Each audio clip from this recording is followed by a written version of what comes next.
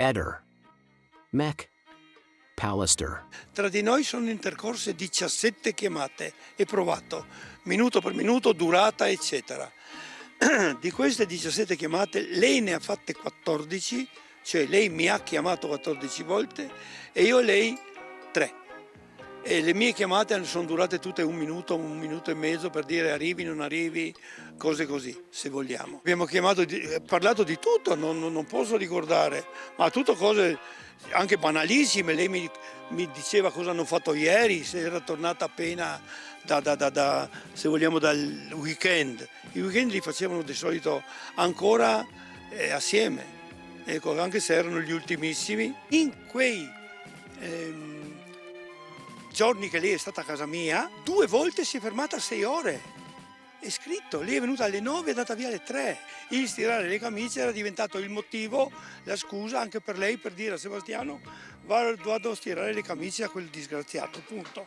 Lui mi chiede cosa ci siamo detti in 16 minuti. Lui insiste a dire che è la giornata del giorno 13. Lei camminava su e giù per quella come in gabbia mentre io la tormentavo, e una persona normale sbatte giù il telefono.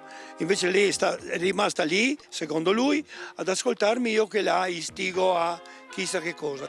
Mentre invece è risaputo che lei in quel momento era non in casa ma al numero 77 di Via Giulia, che per noi è il supermercato che è lì. Lei là ha fatto i suoi 77 passi, per cui, o 57 quanti sono. Camminava in corridoio di quel supermercato. Sebastiano fortunatamente per lui ha un alibi perfetto. Per me è fasullo quell'alibi perché lui è stato registrato per 3 ore nel suo magazzino e chissà come e perché dalle 9 a mezzogiorno il suo telefono è spento.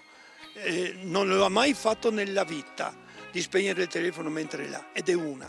La seconda, che è perfino più importante, lui ha dichiarato che alle 9 di mattina era a consegnare i coltelli nella pescheria di Galleria Rosoni, giusto? Eccolo, alle 9 di mattina.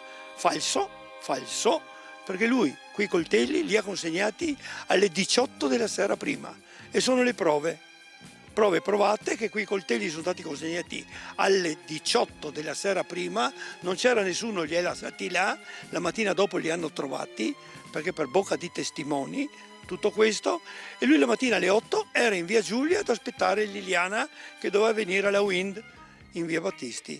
Via Giulia e Via Battisti è un tutt'uno di via, ecco. Alle 9 lui era là. E c'è molto che non torna anche sulla GoPro. Ci sono un sacco di incongruenze nei tempi della GoPro. Anche, non solo, lui che avrebbe dovuto fare una ripresa, secondo me, da profano, cioè tu accendi una GoPro e fai in giro in bicicletta e riprendi tutto.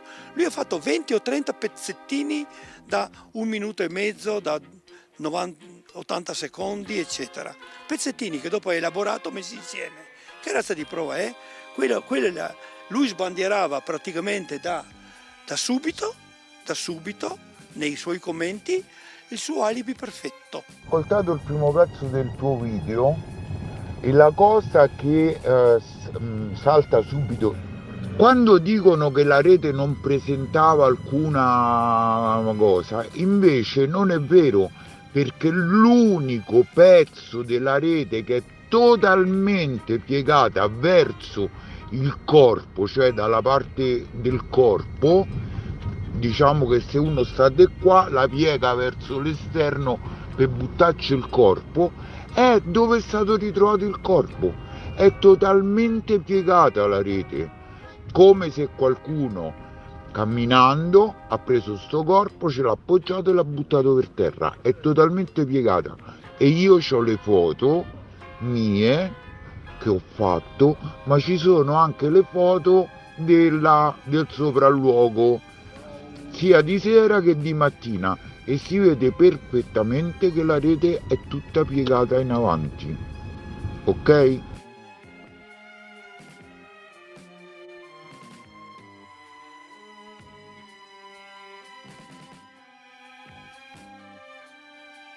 Ehi, non dimenticare di iscriverti a questo canale.